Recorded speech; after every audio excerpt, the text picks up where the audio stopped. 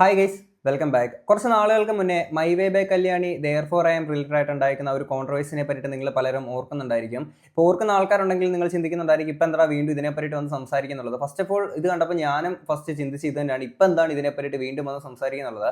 മറ്റൊന്നല്ല, കഴിഞ്ഞ ദിവസം my way by Kalyani പുള്ളിക്കാരുടെ ഇൻസ്റ്റയിൽ ഒരു പോസ്റ്റ് ഇട്ടിട്ടുണ്ടായിരുന്നു, ഞാനിവിടെ സൈഡിലോട്ട് കൊടുക്കാം.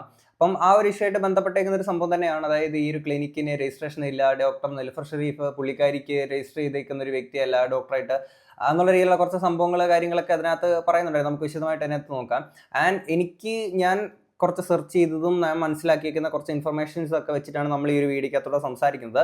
ചിലപ്പോൾ മിസ്റ്റേക്കുള്ള കാര്യങ്ങളൊക്കെ എന്തെങ്കിലും ഒക്കെ ഉണ്ടാവാം, നമ്മുടെ അറിവ് കുറവ് കൊണ്ടൊക്കെ തന്നെ. അപ്പം അത് അറിയുന്ന ആൾക്കാർ എന്തെങ്കിലുമൊക്കെ ഉണ്ടെങ്കിൽ തീർച്ചയായിട്ടും കമന്റ് ബോക്സിൽ ഒന്ന് തിരുത്തി തരിക. അപ്പോൾ ഈ സംഭവം എന്താണെന്ന് അറിയാത്ത ആൾക്കാർക്ക് അല്ലെങ്കിൽ നിങ്ങളൊന്ന് ഓർമ്മപ്പെടുത്താൻ വേണ്ടിയിട്ട് സംഭവം ഒന്ന് ചുരുക്കി ഒന്ന് പറഞ്ഞുതരാം. ഒരു 1.5 മാസങ്ങൾക്ക് മുന്നേ തന്നെ മൈ വേ ബൈ കല്യാണി ഇട്ടേക്കുന്ന ഒരു ഷോർട്സ് വീഡിയോ ഉണ്ടായിരുന്നു. അതിനകത്ത് താൻ ദെയർഫോർ ഐ എന്ന് പറയുന്ന ക്ലിനിക്കിൽ പോയിട്ട് ട്രീറ്റ്മെന്റ് ചെയ്തു, ഇവരൊക്കെ പറ്റിച്ചു, ബില്ല് കാര്യങ്ങളൊന്നും കൊടുത്തില്ല, പറ്റിപ്പാണ് ഉടായ്പാണെന്നൊക്കെ പറഞ്ഞിട്ടുണ്ടായിരുന്നു പുള്ളിക്കാരി ഒരു വീഡിയോ ഇട്ടുണ്ടായിരുന്നത്. അതിനുശേഷം ഇത് വലിയ രീതിയിൽ വിവാദമായിട്ട് മാറുകയും ശേഷം സംഭവം പിന്നീട് പുറത്തോട്ട് എക്സ്പോസ്ഡ് ആവുകയും ചെയ്തിട്ടുണ്ടായിരുന്നു. മറ്റൊന്നുമല്ല, പുള്ളിക്കാരി ഭയങ്കരമായിട്ട് ഈ ബ്യൂട്ടി പ്രൊഡക്ട്സും കാര്യങ്ങളൊക്കെ പ്രൊമോട്ട് ചെയ്യുന്നേയില്ല. ഈ സീ ചേട്ടനും കൊഹയ്ക്കാൻ വേണ്ടി അല്ലാതെ കുറേ പ്രൊഡക്റ്റ് കാര്യങ്ങളൊക്കെ ഇവർ പ്രൊമോട്ട് കാര്യങ്ങളൊക്കെ ചെയ്യുന്നുണ്ടല്ലോ. അപ്പോൾ ഈ പ്രൊഡക്റ്റ് ഒക്കെ പ്രൊമോട്ട് ചെയ്യുന്നത് ഒരു ക്വാളിഫിക്കേഷനും ഇല്ലാതെയാണ്. ഇന്നിപ്പം പുള്ളിക്കാരി ഒരു എ എന്ന് പറയുന്ന ഒരു പ്രോഡക്റ്റ് ആണെങ്കിൽ പിറ്റേ ആഴ്ച വന്നിട്ട് പറയും ഞാൻ ബി എന്ന് പറയുന്ന പ്രോഡക്റ്റ് ആണ് ഉപയോഗിക്കുന്നത്, നിങ്ങൾ ഇത് വാങ്ങണമെന്ന് പറയും.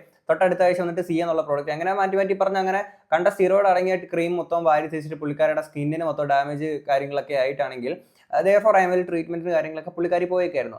അവിടെ ചെന്നിട്ട് പുള്ളിക്കാരി നേരെ പറഞ്ഞേക്കുന്ന ഒരു സാധനം എന്ന് വെച്ചാൽ ഒരു 8 മാസത്തോളം അവിടെ ട്രീറ്റ്മെന്റ് ചെയ്യുന്നുണ്ടായിരുന്നു. അതിനുശേഷം പുള്ളിക്കാരിക്ക് പ്രൊമോഷൻ ചെയ്യാം അല്ലെങ്കിൽ കൊളാബറേഷൻ ആയിട്ട് ചെയ്താകുമ്പോൾ പൈസ ഒന്നും ട്രീറ്റ്മെന്റിന് കൊടുക്കേണ്ടി വരത്തില്ലോ എന്നുള്ള രീതിയിലോട്ട് കൊളാബറേഷന്റെ കാര്യത്തെപ്പറ്റി അങ്ങോട്ട് ചോദിക്കുകയും അവർ പറ്റില്ല എന്ന് പറയും. പിന്നീട് അവിടെ അടിനാശ വെള്ളപ്പൊക്കമായിരുന്നു പുള്ളിക്കാരിയും ഹസ്ബൻഡും കൂടെ ചേർന്ന് ഉണ്ടാക്കിയിട്ടുണ്ടായിരുന്നത്. ഇവര് മറ്റൊരു ക്ലിനിക്കിൽ പോയിട്ട് സെർച്ച് ചെയ്യുന്ന സമയത്തേക്ക് അവിടുന്ന് കൊളാബറേഷൻ ചെയ്യാം, ഫ്രീ ആയിട്ടുള്ള ട്രീറ്റ്മെന്റ് ഒക്കെ ചെയ്യാം, കൊളാബറേഷൻ ചെയ്യാന്നുള്ള രീതിയിലൊക്കെ പറഞ്ഞതിന്റെ ഭാഗമായിട്ടും ഒക്കെ തന്നെ ഇവർ അങ്ങോട്ടേക്ക് ചെന്നിട്ട് ഇവർക്ക് അവരുടെ ഡോക്യുമെന്റ്സ് കൊടുക്കണം, മറ്റേതാണ് മറിച്ചാണെന്നൊക്കെ പറഞ്ഞുകൊണ്ട് അടിനാശ വെള്ളപ്പൊക്കം ഭയങ്കര സീൻ കാര്യങ്ങളൊക്കെ ഉണ്ടാക്കി. എന്നിട്ട് അവർ തന്നെ ഒരു CCTV വിഷ്വൽസ് കാര്യങ്ങളൊക്കെ പുറത്തോട്ട് വിട്ടിട്ടുണ്ടായിരുന്നു. അതിനുശേഷം ഈ ക്ലിനിക്കിന്റെ സൈഡിൽ നിന്നുള്ള വിഷ്വൽസ് വന്നിട്ടുണ്ടായിരുന്നു. പോലീസുകാരൊക്കെ അവിടെ വന്നതിന്റെ അവരുടെ സൈഡും കുറച്ച് സംഭവങ്ങൾ വന്നിട്ടുണ്ടായിരുന്നു. അപ്പം ഇവർ ആകെ മൊത്തം ആപ്ലിക്കേഷൻ എല്ലാം കാണിച്ചിട്ട് ആൾക്കാരെ പറ്റിക്കാൻ നോക്കിയതായിരുന്നു. കൊളാബറേഷൻ കിട്ടാത്തതിന്റെ പേരിൽ കാണിച്ചിരിക്കുന്ന പരിപാടി കാര്യങ്ങളൊക്കെ തന്നെയായിരുന്നു. അതിനുശേഷം അവസാനമായിട്ട് ഡോക്ടർ നിൽഫർ ഷെരീഫ് നമ്മുടെ ലൈഫ് ഫണ്ട് പുള്ളിയായിട്ട് സംസാരിക്കുന്ന ഒരു വോയിസ് റെക്കോർഡ് കാര്യങ്ങളൊക്കെ പുറത്തു വന്നിട്ടുണ്ടായിരുന്നു. അപ്പോൾ അതിനകത്ത് ഇത് അവസാനമായിട്ട് ഞാൻ ഇവിടെ സംസാരിച്ച് നിർത്തുകയാണ്. ഇതിന് മേളിൽ എനിക്ക് സംസാരിക്കാൻ താല്പര്യമില്ല. ഇനിയിപ്പോൾ ഈ ലീഗലായിട്ട് കാര്യങ്ങൾ മുന്നോട്ട് പോവാണ്, ആ രീതിയിൽ പോകാനെ കൊണ്ടാണ് അങ്ങനെ പോവാണെന്ന് പറഞ്ഞുകൊണ്ട് പുള്ളിക്കാരി അവിടെ നിർത്തി. അതിനെ പറ്റിയിട്ട് ഒരു ഇതിനകത്തും വന്ന് സംസാരിക്കാൻ താല്പര്യം എന്ന് പറഞ്ഞാൽ അങ്ങനെ പോയി അങ്ങനെ നിന്നൊരു സംഭവമായിരുന്നു. പിന്നെ ഇത് ഇത്രയും നാൾക്ക് ശേഷമാണ് പുള്ളിക്കാരി വന്നിട്ട് ഇങ്ങനൊരു പോസ്റ്റ് കാര്യങ്ങളൊക്കെ ഇടുന്നത്. അപ്പൊ ഇതിനകത്ത് ഈ ഡോക്ടർ നിൽഫർ ഷെരീഫിന്റെയും ദെയർഫോർ ഐ എം ഈ ക്ലിനിക്കിന്റെ പേരോ കാര്യങ്ങളൊന്നും പറയാതെയാണ് കാര്യങ്ങൾ പറഞ്ഞത്. പക്ഷെ കാണുന്ന ആൾക്കാർക്ക് മനസ്സിലാവുമല്ലോ ഇവിടെ. അപ്പൊ ഇട്ടേക്കുന്ന ആ ഒരു പോസ്റ്റ് ഞാൻ ഇവിടെ വായിക്കാം. ഒഫീഷ്യൽ സ്റ്റേറ്റ്മെന്റ്: കഴിഞ്ഞ ഏതാനും ആഴ്ചകളെ എന്റെ ചികിത്സാ അനുഭവവുമായി ബന്ധപ്പെട്ട് സോഷ്യൽ മീഡിയയിൽ പല ചർച്ചകളും നടക്കുന്നുണ്ട് എന്നറിയാം. ഇതുവരെ ഈ വിഷയത്തിൽ പരസ്യമായി പ്രതികരിക്കാതിരുന്നത് ബോധപൂർവമാണ്. അപ്പോൾ ഒരു തവണ നിങ്ങൾ പരസ്യമായിട്ട് പ്രതികരിച്ചായിരുന്നല്ലോ, ആ പ്രതികരിച്ച സമയത്തേക്ക് സംഭവങ്ങൾ അങ്ങനെയല്ല ഇങ്ങനെയാണെന്നുള്ളത് പുള്ളിക്കാരിയുടെ, അതായത് ഡോക്ടർ നിൽഫർ ഷെരീഫ് പുള്ളിക്കാരുടെ സൈഡ് വന്നപ്പോഴത്തേക്കും നമുക്ക് മനസ്സിലായിട്ടത്. കാര്യം നിങ്ങൾ ഒരു ട്രീറ്റ്മെന്റിന്റെ മാത്രമായിട്ടല്ല പോയത്, നിങ്ങൾ പല കാര്യങ്ങൾക്ക് വേണ്ടിയിട്ടുള്ള ഒരു ട്രീറ്റ്മെന്റിന് വേണ്ടിയിട്ടായിരുന്നു നിങ്ങൾ അവിടെ പോയിട്ടുണ്ടായിരുന്നത്. ഈ മുഖത്തെ പാരമ്പര്യമായിട്ടുള്ള ഒരു പാടിന്റെ സീനോ കാര്യങ്ങളോ അല്ല, അതിനപ്പുറത്തോട്ട് കുറച്ച് സംഭവങ്ങളൊക്കെ ഉണ്ടായിരുന്നു. അതൊക്കെ വന്നതിന് ശേഷം നിങ്ങൾക്ക് ലാസ്റ്റ് ഉത്തരം മുട്ടിപ്പോയ സമയത്താണ് പിന്നെ നിങ്ങൾ നിശബ്ദമായത്. പിന്നെ എൻ്റെ കേസും വെക്കാനായിട്ട് കാര്യങ്ങൾ പോയല്ലോ. ഇത് നിയമപരമായ നടപടികളുടെ ഭാഗമായതിനാൽ ആ പ്രക്രിയയെ മാനിച്ചുകൊണ്ടാണ് ഞാൻ മൗനം പാലിച്ചത്. എന്താണ് ഇപ്പം ഈ ഒരു പ്രക്രിയ എല്ലാം കഴിഞ്ഞു, അതുകൊണ്ടാണ് ഇപ്പൊ വന്ന് സംസാരിക്കാൻ നിങ്ങൾ തീരുമാനിച്ചത്. എന്നാൽ ചില വസ്തുതകൾ പങ്കുവെക്കേണ്ടത് ആവശ്യമാണെന്ന് തോന്നുന്നു. ഇവ എൻ്റെ വാക്കുകളല്ല, ബന്ധപ്പെട്ട ഔദ്യോഗിക സ്ഥാപനങ്ങൾ രേഖാമൂലം സ്ഥിരീകരിച്ച കാര്യങ്ങളാണ്. American academy of dermatology AAD USA രേഖാമൂലം സ്ഥിരീകരിച്ചത്.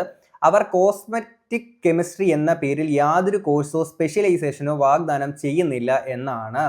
അതായത് ഈ ഡോക്ടർ നിൽഫർ ഷെരീഫ് പുള്ളിക്കാരിയുടെ ക്വാളിഫിക്കേഷനെ ചോദ്യം ചെയ്തുകൊണ്ടാണ് ഇവിടെ ആ ഒരു പോസ്റ്റ് കാര്യങ്ങളൊക്കെ ഇട്ടേക്കുന്നത്. അതായത് ഇവരൊരു ക്വാളിഫിക്കേഷനും ഇല്ലാതെ കണ്ട പ്രോഡക്റ്റ്സ് എല്ലാം ആൾക്കാരിലോട്ട് ബ്ലൈൻഡ് ആയിട്ട് കൊണ്ടെത്തിക്കുകയും പൈസ വാങ്ങാൻ കാര്യങ്ങളൊക്കെ ഇവർ ചെയ്തിട്ടുണ്ടായിരുന്നു.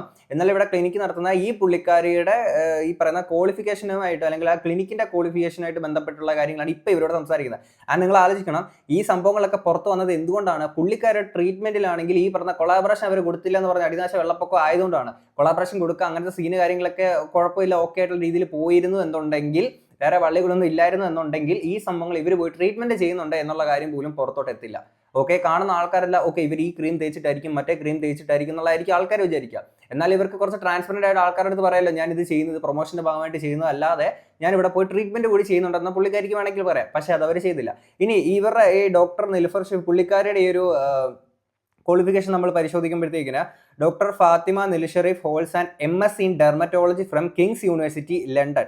Okay, and MBBS degree, specialized training in aesthetic medicine and cosmetic chemistry, and practice credential from international academies. പുള്ളിക്കാരി MBBS എടുത്തത് government medical college Kozhikode medical കോളേജിൽ നിന്നാണ് പുള്ളിക്കാരി MBBS കാര്യങ്ങളൊക്കെ എടുത്തിട്ടുള്ളത്. അതായത് പുള്ളിക്കാരുടെ ക്വാളിഫിക്കേഷൻ ഉള്ള അപാകതകൾ ചൂണ്ടിക്കാണിക്കുക ആ ഒരു രീതിയിലാണ് പുള്ളിക്കാരി ഉദ്ദേശിക്കുന്നത്. അപ്പൊ ആദ്യം ഇവർ സ്വയം ചിന്തിക്കേണ്ടത് ഇവർക്ക് എന്ത് ക്വാളിഫിക്കേഷൻ ഉണ്ടായിട്ടാണ് ഇത്ര സെറോഡ് അടങ്ങിയ കുറെ ക്രീംസും കാര്യങ്ങളൊക്കെ ആൾക്കാർക്ക് പ്രൊമോട്ട് ചെയ്തത്. അതൊക്കെ ഉപയോഗിച്ചിട്ട് ഇവർക്ക് മൊത്തം പ്രശ്നങ്ങളായി. എന്നിട്ട് ഇതൊക്കെ അറ്റ്ലീസ്റ്റ് ആൾക്കാർക്ക് ട്രാൻസ്പെറന്റ് ആയിട്ടെങ്കിലും നിൽക്കണ്ടേ. ഇനി ഇത് കഴിഞ്ഞിട്ട് ഇവർ ഇട്ടേക്കുന്ന ബാക്കി വായിക്കാം. കേരള സ്റ്റേറ്റ് മെഡിക്കൽ കൗൺസിൽ ഒരു RTI അപേക്ഷയ്ക്ക് മറുപടി, അതായത് റൈറ്റ് ടു ഇൻഫർമേഷൻ അപേക്ഷയ്ക്ക് മറുപടിയായി തങ്ങളുടെ ഔദ്യോഗിക രജിസ്റ്ററിൽ ബന്ധപ്പെട്ട വ്യക്തിക്ക് യാതൊരു രജിസ്ട്രേഷനും ഇല്ല എന്ന് സ്ഥിരീകരിച്ചിട്ടുണ്ട്. അതായത് ഇവിടെ ഡോക്ടേഴ്സിനൊക്കെ ആണെങ്കിൽ മെഡിക്കൽ പ്രാക്ടീസ് കാര്യങ്ങളൊക്കെ ചെയ്യണം, അല്ലെങ്കിൽ പേഷ്യൻസിനെ കൺസൾട്ട് ചെയ്ത് മെഡിസിൻ പ്രിസ്ക്രൈബ് ചെയ്യണമെന്നൊക്കെ ഉണ്ടെങ്കിൽ NMCയിൽ രജിസ്റ്റേർഡ് ആയിരിക്കണം ആ ഒരു ഡോക്ടർ. അതായത് നാഷണൽ മെഡിക്കൽ കമ്മീഷനിൽ രജിസ്റ്റർ ചെയ്തിട്ടുണ്ടായിരിക്കണം ആ ഒരു ഡോക്ടർ. അപ്പം ഞാനിത് ഇന്ത്യൻ മെഡിക്കൽ രജിസ്ട്രേഷനിൽ കയറി നോക്കിയിട്ട് ഞാൻ പല രീതിയിൽ നോക്കിയിട്ട് ഡോക്ടർ ഫാത്തിമ നിൽഫർ ഷെരീഫ് പേരടിച്ചു കൊടുത്തപ്പോഴത്തേക്കിന് no data available in the table എന്ന് പറഞ്ഞുകൊണ്ടാണ് കണ്ടിട്ടുണ്ടായത്. അതായത് പുള്ളിക്കാരി രജിസ്റ്റർ ചെയ്തിട്ടില്ല എന്നുള്ള രീതിയിലായിരുന്നു ഞാൻ നോക്കിയപ്പോൾ കണ്ടിട്ടുണ്ടായിരുന്നത്. ഇനി ചിലപ്പോൾ ഞാൻ സെർച്ച് ചെയ്തതിൽ എന്തെങ്കിലും അപാകതകൾ വന്നേ പോയിട്ടുള്ളതാവാം. അങ്ങനെയാണെന്നുണ്ടെങ്കിൽ തീർച്ചയായിട്ടും നിങ്ങൾക്ക് കമന്റ് ബോക്സിൽ എന്നെ തിരുത്തി തരാവുന്നതാണ്. അപ്പോൾ ഇങ്ങനെ രജിസ്റ്റർ ചെയ്തിട്ടില്ല എന്നുണ്ടെങ്കിലുള്ള പ്രശ്നം എന്താണെന്ന് വെച്ച് കഴിഞ്ഞാൽ നാഷണൽ മെഡിക്കൽ കമ്മീഷൻ, അതായത് NMC act, Thiruvithamkoor Kochi medical council, അതായത് TCMC നിയമങ്ങൾ എന്നിവ പ്രകാരം ഇന്ത്യയിലോ വിദേശത്തോ MBBS പൂർത്തിയാക്കിയ ഏതൊരു വ്യക്തിയും കേരളത്തിൽ പ്രാക്ടീസ് ചെയ്യണമെങ്കിൽ കേരള സ്റ്റേറ്റ് മെഡിക്കൽ കൗൺസിൽ, അതായത് TCMC നിർബന്ധമായും രജിസ്റ്റർ ചെയ്തിരിക്കണം. കൗൺസിൽ രജിസ്ട്രേഷൻ ഇല്ലാത്ത വ്യക്തിയെ രോഗികളെ ചികിത്സിക്കുകയോ ക്ലിനിക്ക് നടത്തുകയോ ചെയ്താൽ അത് വ്യാജ practice, unqualified or illegal practice ആയിട്ടാണ് നിയമം കണക്കാക്കുന്നത്. ഓക്കെ, പുള്ളിക്കാരി രജിസ്റ്റർ ചെയ്തിട്ടില്ലാത്ത ഒരാളാണെന്നുണ്ടെങ്കിൽ ക്വാളിഫിക്കേഷന്റെ കാര്യത്തിൽ MBBS എടുത്തേക്കുന്ന ഒരു വ്യക്തിയാണ്, MS in dermatology ഉണ്ട്, പക്ഷേ രജിസ്റ്റർ ചെയ്തിട്ടില്ല എന്നുണ്ടെങ്കിൽ അത് നിയമപരമായിട്ടുണ്ടാകുന്ന പ്രശ്നമാണ്. അപ്പോഴും മൈവേ കല്യാണി ആലോചിക്കണം, നിങ്ങൾ എന്ത് ക്വാളിഫിക്കേഷൻ ഉണ്ടായിട്ടാണ് ഇത്ര സാധനങ്ങൾ ചെയ്തതെന്നുള്ളതും കൂടെ ആലോചിക്കണേ. District medical office health Thiruvananthapuram ഒരു RTI അപേക്ഷയ്ക്ക് മറുപടിയായി ബന്ധപ്പെട്ട സ്ഥാപനത്തിന് കേരള ക്ലിനിക്കൽ എസ്റ്റാബ്ലിഷ്മെന്റ് ആക്ട് പ്രകാരമുള്ള രജിസ്ട്രേഷൻ ഇല്ല എന്ന് സ്ഥിരീകരിച്ചിട്ടുണ്ട്. അതായത് ഇവിടെ ഒരു ക്ലിനിക്ക് ഇതുപോലെ റൺ ചെയ്യണമെന്നുണ്ടെങ്കിലും ഇത്തരത്തിൽ കേരള ക്ലിനിക്കൽ എസ്റ്റാബ്ലിഷ്മെന്റ് ആക്ട് പ്രകാരം അത് രജിസ്ട്രേഷൻ ഉണ്ടെങ്കിൽ മാത്രമേ ചെയ്യാൻ പറ്റുള്ളൂ. ഇനി നേരത്തെ പുള്ളിക്കാരിയുടെ ക്വാളിഫിക്കേഷൻ, പുള്ളിക്കാരിക്ക് അതില്ല, രജിസ്റ്റർ ചെയ്തിട്ടില്ല, ആ ഒരു സ്ഥാപനം രജിസ്റ്റർ ചെയ്തിട്ടില്ല. അപ്പം മൊത്തത്തിൽ പ്രശ്നമാണ്, അപാകതകളാണെന്നുള്ളതാണ് ഇവിടെ പറയുന്നത്. ഇനി അപ്പോഴും ഇവിടെ മറ്റൊരു കേസ് കൂടിയുണ്ട്. അതായത് ഈ കേരള ക്ലിനിക്കൽ എസ്റ്റാബ്ലിഷ്മെന്റ് ആക്ട് പ്രകാരം ഈ രജിസ്ട്രേഷൻ വേണ്ടാത്ത ചില സാഹചര്യങ്ങൾ കൂടിയുണ്ട്. അതായത് കോസ്മെറ്റിക് ആൻഡ് വെൽനസ് ഉപദേശങ്ങൾ, മെഡിക്കൽ രോഗനിർണയമോ ചികിത്സയോ ഇല്ലാതെ കേവലം സൗന്ദര്യവർദ്ധക ഉപദേശങ്ങൾ, beauty or cosmetic advice, lifestyle skin care routine, personal grooming സൗകര്യങ്ങൾ എന്നിവ മാത്രമാണ് നൽകുന്നതെങ്കിൽ ക്ലിനിക്കൽ എസ്റ്റാബ്ലിഷ്മെന്റ് ആക്ടിലെ രജിസ്ട്രേഷൻ ആവശ്യമില്ല.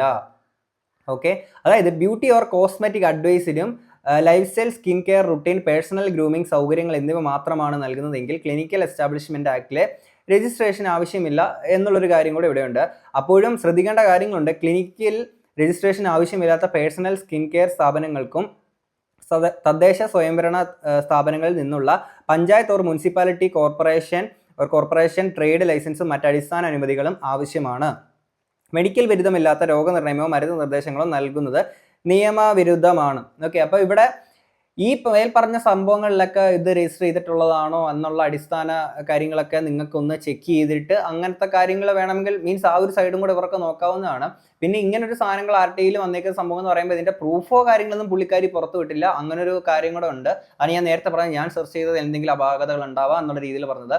ഇനിയിപ്പോൾ ഈ ഡോക്ടർ നിൽഫർ ഷെരീഫ് പുള്ളിക്കാരി ഇത്തരത്തിൽ രജിസ്റ്റർ ചെയ്തിട്ടില്ലാത്ത ഒരാളാണെങ്കിൽ കൂടി പുള്ളിക്കാരിക്ക് ഒരിക്കലും ഈ ഒരു പേഷ്യൻറ്റിനെ ഇത്തരത്തിൽ മെഡിസിൻസ് ഒക്കെ പ്രിസ്ക്രൈബ് ചെയ്യാനോ കാര്യങ്ങളൊന്നും ആ ഒരു വ്യക്തിയെ കൊണ്ട് പറ്റില്ല. അത് അങ്ങനെ ചെയ്യുകയാണെന്നുണ്ടെങ്കിൽ തീർച്ചയായിട്ടും അത് നിയമവിരുദ്ധമായിട്ടുള്ള ഒരു കാര്യമാണ്.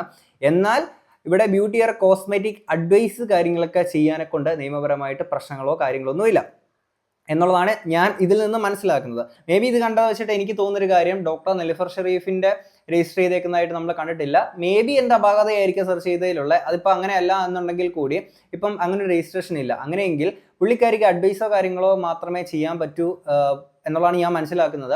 അങ്ങനെയെങ്കിൽ മെഡിസിൻസ് കാര്യങ്ങളൊക്കെ പുള്ളിക്കാരിക്ക് പ്രിസ്ക്രൈബ് ചെയ്തിട്ടുണ്ടെങ്കിൽ അവിടെ BDS ഒക്കെ പഠിച്ചിരിക്കുന്ന മറ്റ് ഡോക്ടേഴ്സ് ഉണ്ട്, അവർക്ക് മാത്രമേ മെഡിസിൻ പ്രിസ്ക്രൈബ് ചെയ്യാനും ഒക്കെ കാര്യങ്ങളൊക്കെ പറ്റുള്ളൂ. അവർ രജിസ്റ്റേർഡ് ആണെങ്കിൽ മാത്രം, അവരും രജിസ്റ്റേർഡ് ആണെങ്കിൽ മാത്രമേ അവർക്ക് മെഡിസിൻ കാര്യങ്ങളൊക്കെ പ്രിസ്ക്രൈബ് ചെയ്യാൻ പറ്റുള്ളൂ. മേ ബി ആ ഒരു രീതിയിലായിരിക്കും അവിടെ റൺ ആവുന്നുണ്ടാവുക. കാര്യം എന്ന് വെച്ചാൽ മൊത്തത്തിൽ ഒരു കൺഫ്യൂഷൻ ആക്കിയിട്ടാണ് ഇത്തരത്തിലൊരു പോസ്റ്റ് പുള്ളിക്കാരി ഇവിടെ കൊണ്ടിട്ടേക്കുന്നത്. ഇത് കണ്ടിട്ട് ബാക്കി നമ്മൾ കാര്യങ്ങളെല്ലാം ഫുള്ള് കയറി നോക്കുമ്പോഴത്തേക്കിനും മൊത്തം കുഴഞ്ഞു മറിഞ്ഞ് കിടക്കണം. അല്ലെങ്കിൽ പിന്നെ ഇവര് ഇത്തരത്തിലൊരു എന്താണ് സംഭവം എന്നുള്ളത് ഇതിന്റെ പ്രൂഫ് സഹിതം കാര്യങ്ങളൊക്കെ പുറത്തോട്ട് വിടണം. ഇവർ തന്നെ പറയുന്നുണ്ട് കേസ് ആയതുകൊണ്ടൊന്നും പുറത്തോട്ട് വിടാൻ പറ്റത്തില്ല എന്നുള്ളത്. ഇത് ആൾക്കാരെ മൊത്തം പിന്നെയും കൺഫ്യൂഷൻ ആക്കുന്നത്. എന്നിട്ട് ഇതിനകത്ത് കമന്റ് ബോക്സ് എല്ലാവരും ചെന്നിട്ട് ചേച്ചി സൂപ്പർ, അന്നേ അറിയായിരുന്നു, ചേച്ചി കിടില വന്ന്, ചേച്ചി പൊളിയാണെന്നൊക്കെ പറഞ്ഞുണ്ട്. എന്തോന്ന് ചേച്ചി, ഈ പറയുന്ന ഫേക്ക് പ്രൊഡക്ട്സ് ഒക്കെ ആൾക്കാരിലോട്ട് കൊണ്ടെത്തിച്ച് ഈ പറയുന്ന അത് തന്നെ ഉപയോഗിച്ചിട്ട് പ്രശ്നമായിട്ടാണ് ഇതുപോലെ ട്രീറ്റ്മെന്റ് പോയേക്കുന്നത്. ഇതൊക്കെ പുറത്ത് വന്ന എന്തുകൊണ്ടാണ്? ഇങ്ങനെ പ്രശ്നങ്ങൾ ആയതുകൊണ്ടല്ലേ ഇതൊക്കെ പുറത്തോട്ട് വന്നത്. എന്നിട്ട് ചേച്ചിക്ക് കുറെ ഫയർ ഒക്കെ ഇട്ട് കൊടുക്കുന്ന കുറെ ടീംസിനെ അവിടെ ഞാൻ കണ്ടിട്ടുണ്ടായിരുന്നു. കേട്ടപ്പോരേ ആണെങ്കിലും ബാക്കിയും കൂടെ വായിക്കാം. ഈ 3 സ്ഥിരീകരണങ്ങളും ഞാൻ സ്വയം ഉണ്ടാക്കിയതല്ല, അതത് സ്ഥാപനങ്ങൾ ഔദ്യോഗികമായി രേഖാമൂലം നൽകിയവയാണ്. ഇവയുടെ അടിസ്ഥാനത്തിൽ ആവശ്യമായ നിയമ നടപടികൾ സ്വീകരിച്ചു വരികയാണ്.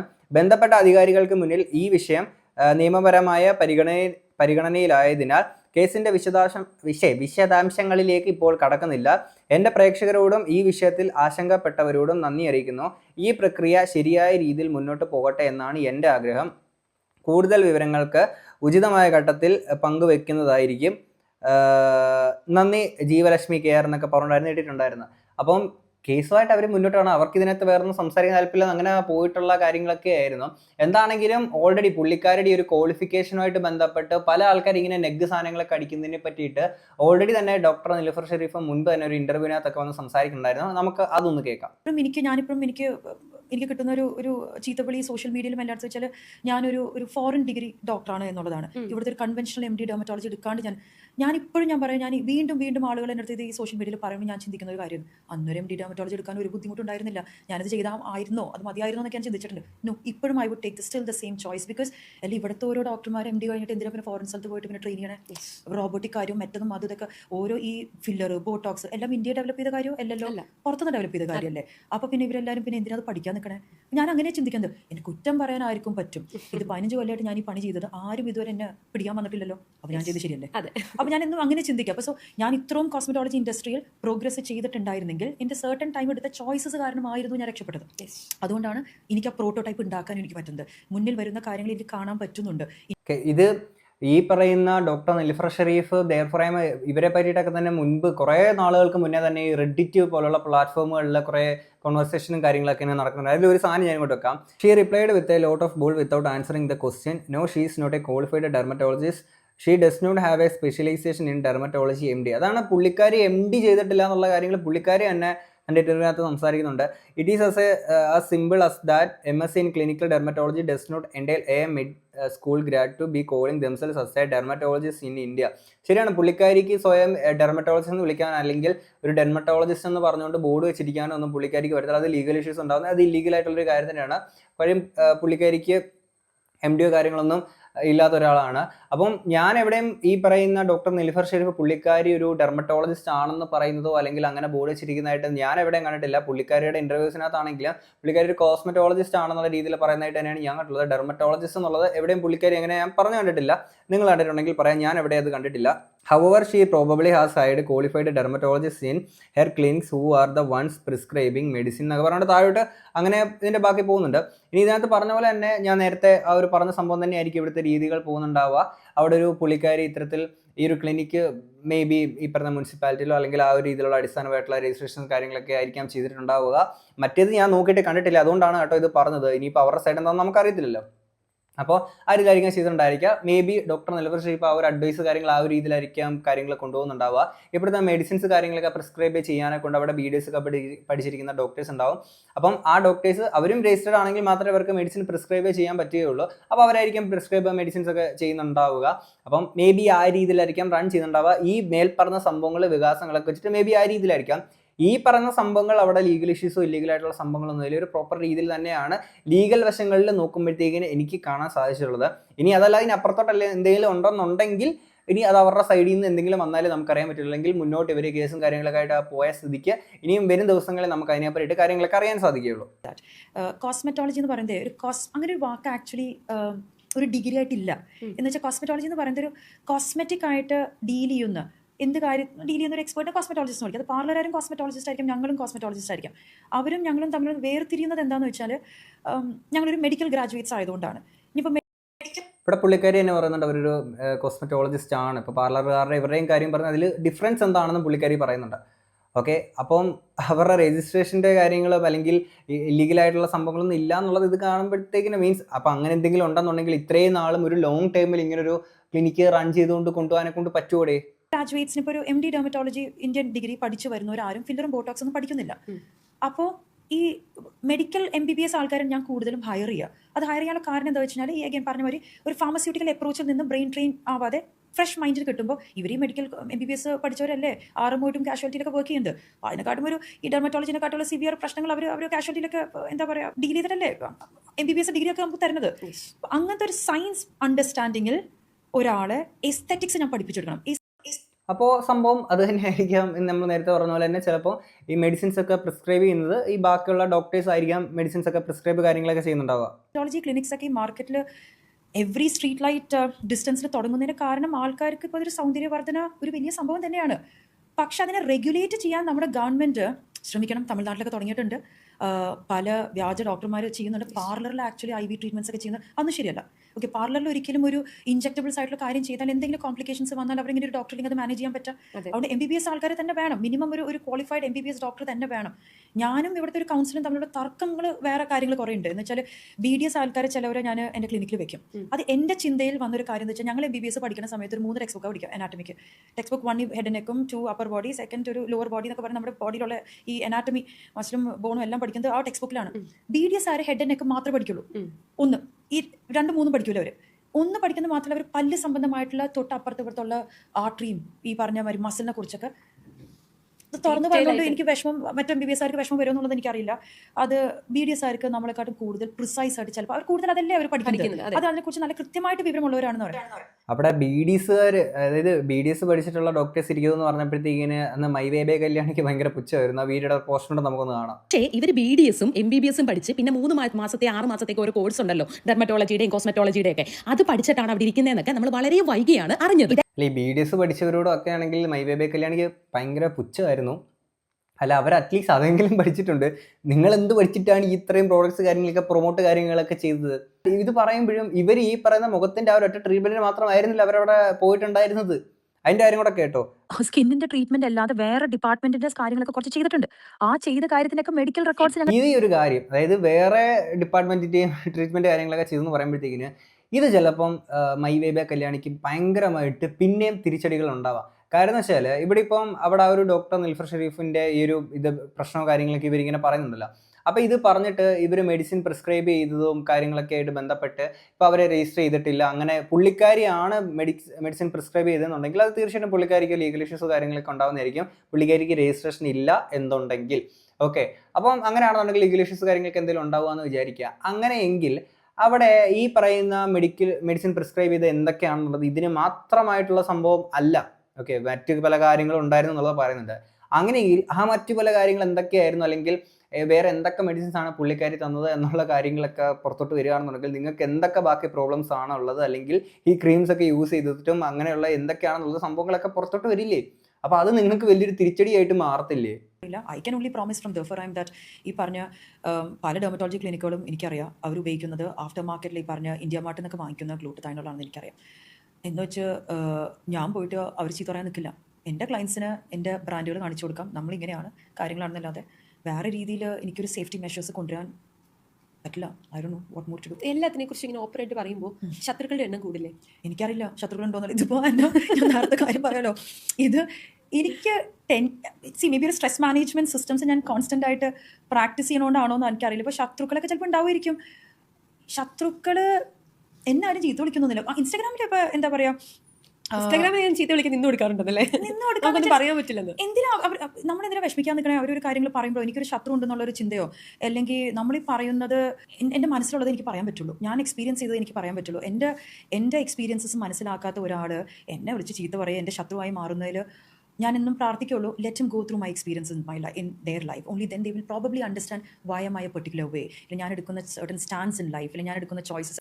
എല്ലാം ഇങ്ങനെ ഇതായിട്ട് പറയുന്നതുകൊണ്ട് പുള്ളിക്കാരിക്ക് ഈ ഫീൽഡിൽ തന്നെയുള്ള ശത്രുക്കളോ കാര്യങ്ങളൊക്കെ ഉണ്ടാവും, സ്വാഭാവികമാണ്. അത് മിക്കവാറുള്ള എല്ലാ ഫീൽഡിലും അതേപോലെയൊക്കെ തന്നെ ആയിരിക്കും. കോമ്പറ്റീറ്റേഴ്സ് ഉണ്ടാകുമ്പോഴത്തേക്കിന് നമ്മളെക്കാൾ കുറച്ചുകൂടെ ബെറ്റർ ആണെന്നുള്ള ഒരു തോന്നലുകൾ ബാക്കിയുള്ളവർക്ക് ഉണ്ടാകുമ്പോഴത്തേക്കിന് സ്വാഭാവികമായിട്ടും ഇത്തരത്തിലുള്ള സംഭവങ്ങളൊക്കെ ഉണ്ടാവാറുള്ളതാണ്. അപ്പോൾ ആ രീതിയിൽ പുള്ളിക്കാരിക്ക് ശത്രുക്കളും സ്വാഭാവികമായിട്ടും ഉണ്ടാവും. അപ്പം ഇത്തരം കാര്യങ്ങളൊക്കെ ഓപ്പൺ ആയിട്ട് പറയുന്നുണ്ട്.